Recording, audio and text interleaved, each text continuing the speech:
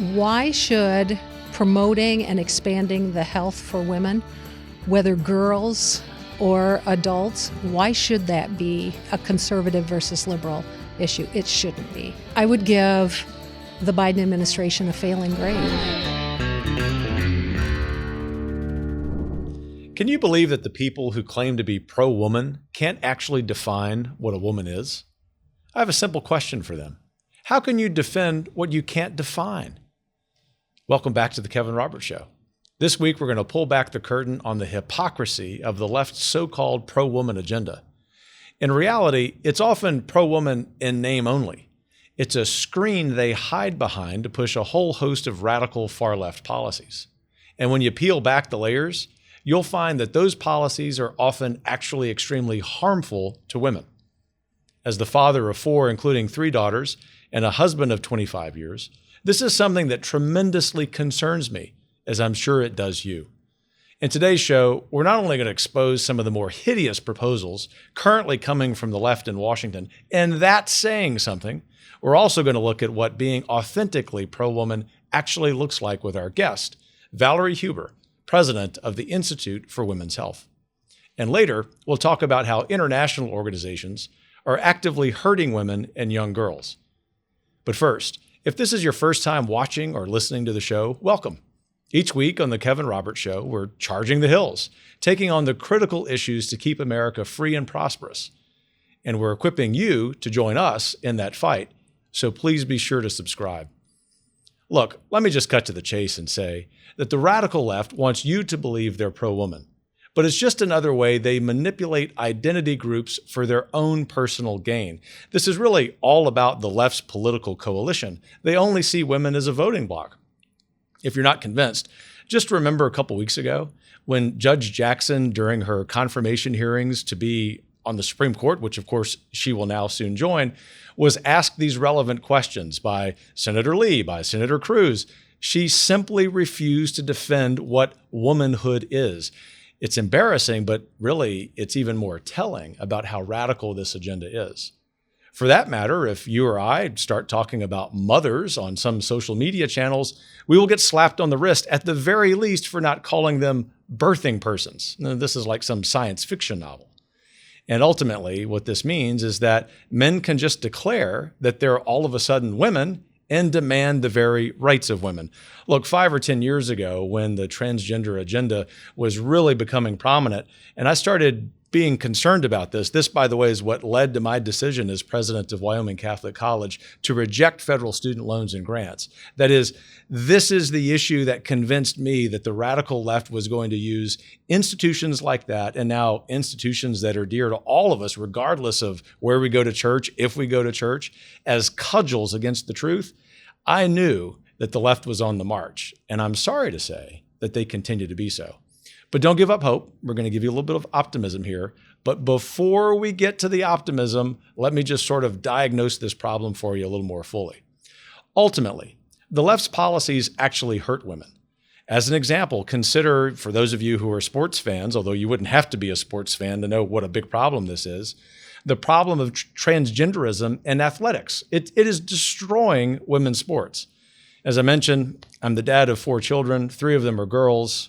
They all enjoy sports. My younger sister, a very serious athlete. If any of them were engaged in serious athletics today, I'd have to make the decision to pull them out. And the reason is that just a very small percentage of Americans, a minuscule percentage of Americans are challenging truth and changing the way women, young girls for that matter, can participate in something as simple and as innocent as athletics. There are many examples of this in federal law. The so-called Equality Act, the Equal Rights Amendment, the Violence Against Women Act. Thankfully, we are, on the right, able to push against a lot of these crazy efforts from the left. Take, for example, one of those crazy efforts, the Equality Act. This criminalizes Americans for their beliefs about traditional marriage and sex. What the Equality Act, if fully implemented, would do is impose the left's belief that abortion has contributed to women's economic and social advancement. There are a lot of critiques one may make about that, but one of them would be the self-evident one, which is that something like 60 million babies have been aborted since the Roe versus Wade decision. The way demographics work, 51% of them were girls. Obviously, this is just by definition something that is not pro-woman. But it gets worse, because the so-called women's health organization Planned Parenthood, which is supposed to be providing pregnancy assistance outside of abortion, of course, primarily is focused on abortion. So women and girls have been told that they can't be moms and have a successful career, or that having kids is incompatible with their educational or financial goals. Children and motherhood are cast as burdens to be avoided at all costs, rather than gifts to be cherished and accommodated. And I really want to just consider that point for a moment. There are a lot of thoughtful people in America, thankfully, today, like our guest you'll soon meet, Valerie Huber, who make that point. And it is that whether you're a Democrat or Republican, a liberal or conservative, we ought to all agree on a few things. One of them would be that children and motherhood are, in fact, not burdens to be avoided. But look, abortion on demand is sadly presented as a solution for inequality in the workplace, in higher education, in society at large. We know that any quote-unquote solution that involves intentionally destroying innocent human life isn't a solution at all. In short, abortion hurts, not helps women. And yet, this so-called pro-woman president, Joe Biden, is pushing for mail-order, do-it-yourself, at-home abortions, which obviously makes it easier for coerced abortion, something that we ought to concern us. I would imagine even people who would stand up for abortion rights would think that that coercion would be a real problem. But of course, they can't voice this amid the radical left. And it goes without saying, but I will emphasize it, these kinds of abortions in particular pose even more serious health risks for mothers, even beyond the typical health risks that abortion in general does for them. Take a second example. The Equal Rights Amendment would have been a disaster. The left won't stop trying to pass it, but its goals have already been achieved. In other words, just by trying to get that constitutional amendment ratified, the left has been working socially and culturally in our schools, for that matter, in our churches, in our workplaces, essentially to implement it by default. It was all about enshrining things like abortion in state constitutions. And then, of course, something that those of us on the right have been fighting here in D.C. for the better part of the last year, the Violence Against Women Act. Sounds great. No one supports violence against women. You see, the left is really good about giving evil concepts really sweet-sounding names. This would be at the top of the list in 2022. The Violence Against Women Act would force women into intimate spaces with men who identify as women. Obviously, that's a problem. But beyond that, this is a typical example right now of ideas from the radical left that pushes the concept of equity instead of the concept of equality. And if you think about what this country has sacrificed, people of all backgrounds, all skin colors, to achieve the promise of equality, you know that inserting equity instead of equality is a real problem. But look, I have a lot of opinions on this. I would like to think all of them are informed. Certainly the opinions of my colleagues here at the Heritage Foundation who work on these matters are very informed. But today we're going to focus on what being pro-woman actually looks like, specifically in the area of women's health. To do that, we're going to talk to a real visionary, a real leader in this area, and it's my friend Valerie Huber, President and CEO of the Institute for Women's Health. As part of the Trump administration, Valerie led a coalition to protect women from a leftist agenda by helping them make choices that promoted both the dignity of life as well as their health. But before we talk to Valerie, I want Sarah Perry, one of our experts here at Heritage, to dive a little further into Title IX. Don't forget to subscribe to The Kevin Roberts Show on Apple Podcasts, Spotify, or wherever you get your podcasts. And please give the show a 5-star rating while you're at it. We really appreciate it because that helps us to reach more people with this kind of critical content. Stay with us. I'll be right back with Valerie Huber. My name is Sarah Parshall Perry, and I'm a legal fellow at the Heritage Foundation. I'm also a mom, and I'm angry. Women's safety, security, and equality is on the chopping block. The Biden administration is about to drop a new regulation that declares that Title IX is broken.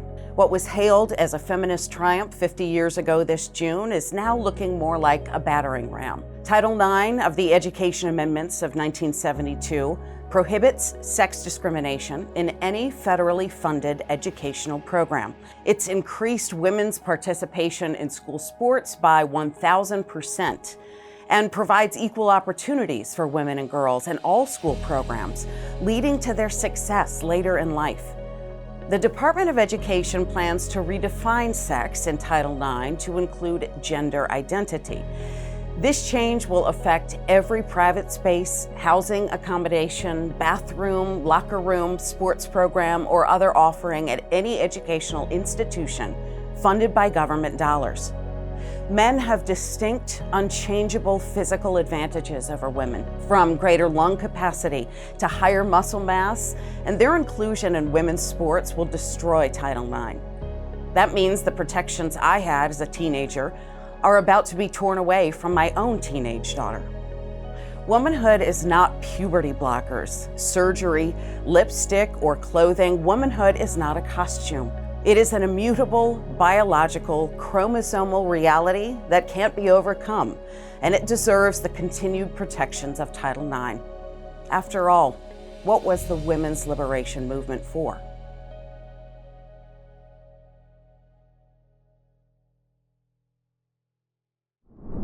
Valerie, thanks so much for joining me. We have a really important topic to cover here. You lead the Institute for Women's Health. You are a pro-woman organization, and I love that messaging. Being someone who grew up with sisters, who has 3 daughters, in addition to a son, and I just love the work that you do. Tell our audience, in case they're not familiar with your work, what it is that you do. Well, it's wonderful to be here. I really appreciate it, and I am so honored, really, to lead the Institute for Women's Health. We want to clear the path so that authentic health gains can be made for women, not only here in the United States, but across the world, particularly in those developing regions. What we've found, unfortunately, is that too often women's health is conflated with controversial issues like abortion and other things. And who's the loser in those battles? It's the women who were designed and should really be caring about putting the priority there rather than ideology. Yeah, that's really important. So tell us, now that you've kind of given us the 30,000 foot view of what your organization does, let's step into a little more detail, whether that detail is particular countries where there are those controversial issues ongoing. In other words, I'd love for our audience to get a sense of what you do on the ground, so to speak. Yeah. Well, we learned a couple of years ago, actually, that in the developing world particularly, if you were to just travel to virtually any one of those countries, you would see some things repeated over and over and over. And it's based on where the priorities are for aid-giving countries.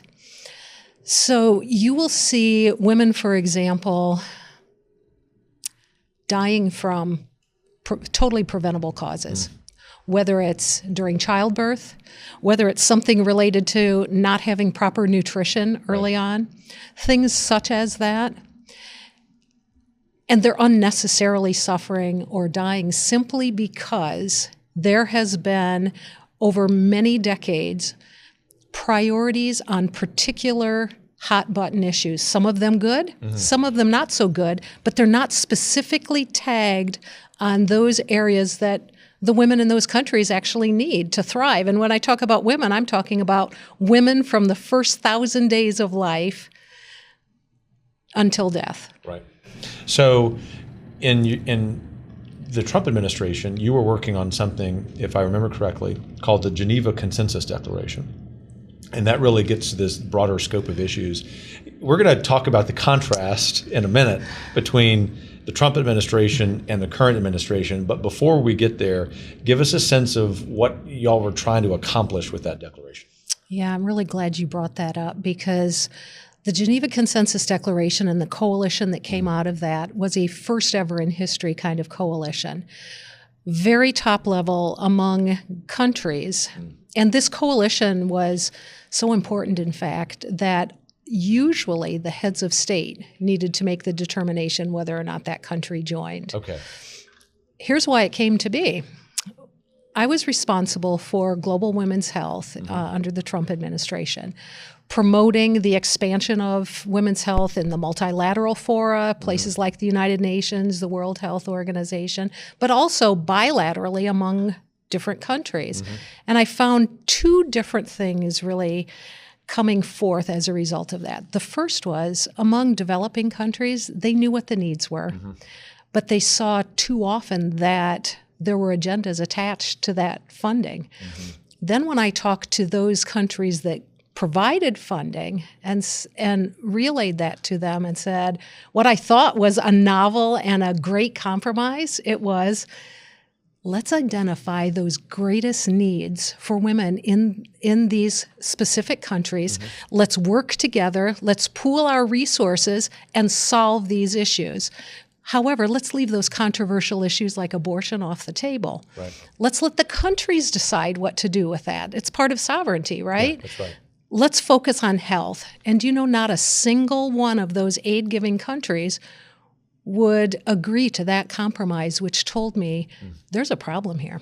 And am I mistaken to conclude that over the last year and a half, with the change in administrations, that the last point you make, which is that it's more difficult to address women's health in the developing world because of the money that's coming in on the abortion issue, am I overstating that? I wish you were. Okay. No, and unfortunately right now, the U.S. is complicit with this campaign once again. And it's not just unfortunate, it's unconscionable.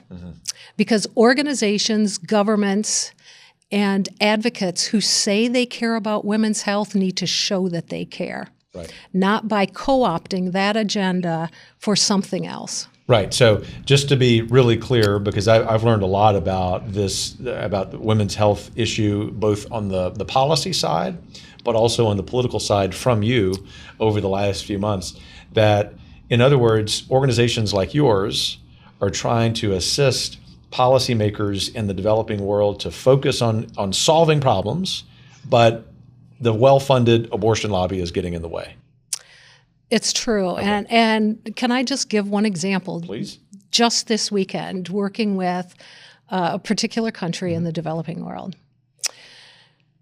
The medical association in that country, a pro-life, pro-women's health country, was told that funding could come their way as long as their organization would agree to a new policy statement. I reviewed that policy statement, and it required that every doctor be trained on providing abortion, that they would work to change the laws in their country regarding abortion, and it was replete with abortion promotion that was contrary to the laws and contrary to the conscience of many of those physicians who would need to be signing that. And what I found really striking was here was a new policy statement for a medical organization, an association. I saw nothing regarding the real problems in that country that addressed the real health needs for women and girls. So it would be nice to think, perhaps naive, that here in the United States, there would be a strong consensus, a strong majority of support across the political spectrum that would prioritize women's health before what has become, unfortunately, kind of the policy and political hobby horse of the left, which is abortion. But that's not the case. It's not the case, but the Institute for Women's Health wants to bring that to the forefront and make it the case. Because after all, I think most Americans, in fact, most citizens of any nation around the world would want women's health to focus on women's health. Yes. Imagine that. I know. So I think that is a good segue into a question I have, which sort of comes from a place of a little bit of ignorance on my part. When we first met, you were mentioning Title X. Of course, we have some scholars at Heritage who work on that. But like a lot of things in policy, I'm not an expert on Title X. That tells me that perhaps not everyone in our smart audience is an expert. Tell us what Title X is, because we see this in the news, right, and tell us why we need to care. Well, Title X is the only program that is specifically devoted in the United States to provide family planning. Mm-hmm. It was begun in 1970 under President Nixon in the era where overpopulation seemed to be the issue that had to be dealt with. And so, of course, we need a family planning program.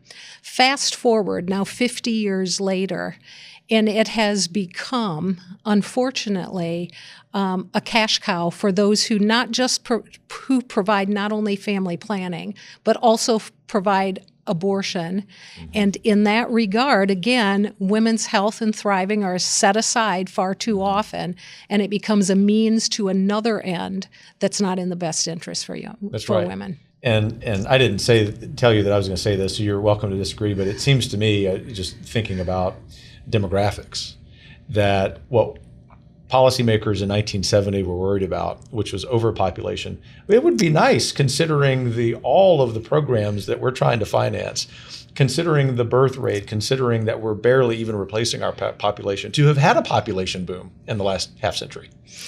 Well, I think you bring up a really good point, and that is, for many, many years, most of your audience may not be aware, we are below replacement level. Right. And so as a result of that, we need to rethink again what our priorities are. And if programs that have begun 50 years ago need to, at the very least, be tweaked. Yeah, that's right. That's well said. You handled that really well. So let's talk about a little more specifics regarding the Biden administration. On this issue of women's health, which you deal with every day, what grade would you give them? Both their work domestically as well as internationally. In other words, that shouldn't be a Democrat or Republican issue, but it's highly politicized. Unfortunately, it's highly politicized. It should not be the case. Mm-hmm. Why should promoting and expanding the health for women, whether girls or adults, mm-hmm. why should that be a conservative versus liberal issue? It shouldn't be. I would give the Biden administration a failing grade. And I'll give you an example that just confounds logic. Mm-hmm. And that is, on the eve of Roe v. Wade, the White House and HHS in particular announced that there was going to be a new task force. Mm-hmm. And that task force was for reproductive health and rights. But the assistant secretary at HHS said, in not so many words, that abortion was going to be the center of the target for this task force.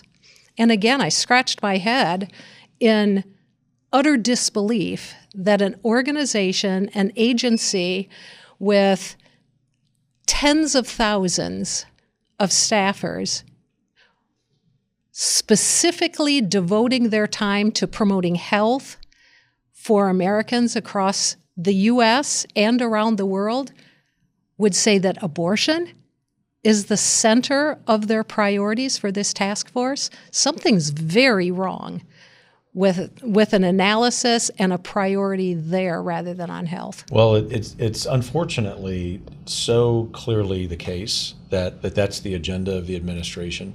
And it isn't just that for people who are watching this who are ardent pro-lifers, this would be problem enough. That is what the administration's doing. It's that the radicalism of the administration, and I say that just objectively, I mean, they are historically radical on that issue, that it's so far afield that it's getting in the way of accomplishing real improvement in women's health, not just internationally, but also here domestically, because things aren't perfect here in the United States. Such a good point. And, you know, as I travel to different countries, mm-hmm. I am hearing something recurring, which is very similar to what you said, and that is that the pressure they are receiving from the United States to change policies that are core to their own values are being prioritized among foreign assistance and working together to actually achieve meaningful, positive results for women. We're a women's health organization. We would rather never talk about abortion. Right. We just want to talk about health, and we want to show incremental changes in the positive direction for the health and well-being of young girls and of adult women. That's it. It's not us that wants to talk about abortion. It's those who would dare to co-opt a very meaningful and important topic on the altar of abortion. Yeah, and that's a really clear point. I think our audience probably would understand that there are many organizations that work on the pro-life issue. If you had your druthers, you wouldn't even have to deal with it at all, right? Absolutely.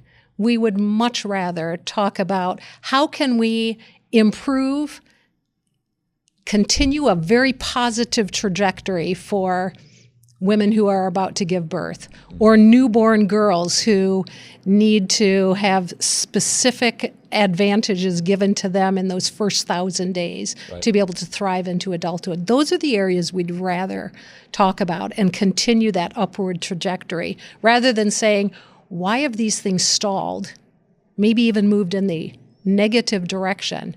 And then when we discover it's because other things are taking priority, there's something wrong, and there needs to be accountability for that sort of thing. Well, there must be. So one of our customs on this show, Valerie, is to sort of give people an inside baseball view of a very thorny policy issue, which you've done a great job of doing. But because that reality sometimes is very challenging, as your work is, we always like to conclude on a positive note. So in spite of the challenging reality that you're dealing with presently, might be dealing with in the short-term future, give our audience a sense of why you're still optimistic about the work that you're doing. I'm incredibly optimistic, surprisingly enough.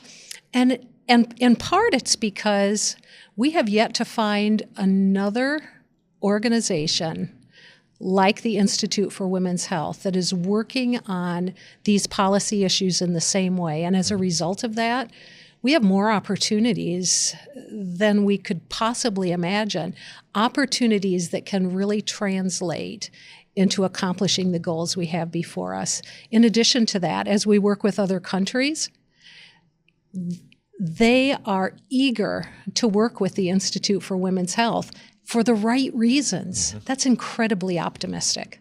Well, thanks for your work. Thanks for being here. And the Heritage Foundation looks forward to continuing to help you in any way that we can. Well, we look forward to working with the Heritage Foundation. Thanks for having me. Thanks, Valerie. Well, I hope you enjoyed that conversation with my friend Valerie Huber as much as I did. Stay tuned for more. Big tech is out of control. If they can silence the sitting president, what can they do to you? The Heritage Foundation has been on the front lines, fighting for free speech. We spotlight big tech censorship, demand reform, and help you fight for your rights. Heritage was the first conservative organization to reject big tech's money because this is too important. We won't be silenced. As Valerie described, actions by the woke left promote issues that directly hurt women and take away funding from services they actually need in rural and developing nations.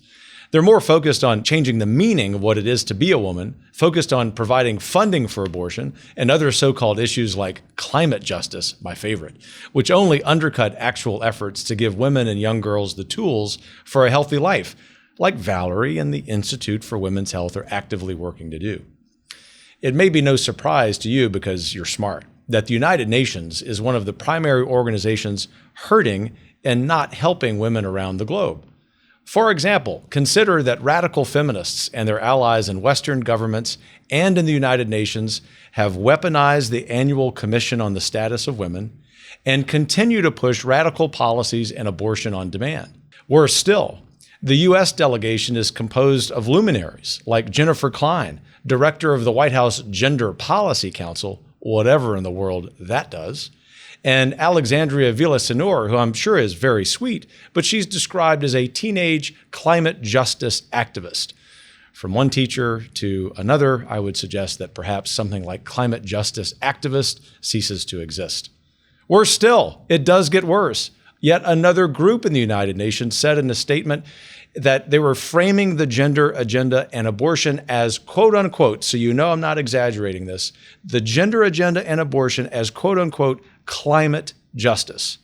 So if you, like me, have been sitting around scratching your head wondering how all of these nefarious programs of the left are connected, you're beginning to see that they're very connected in the United Nations.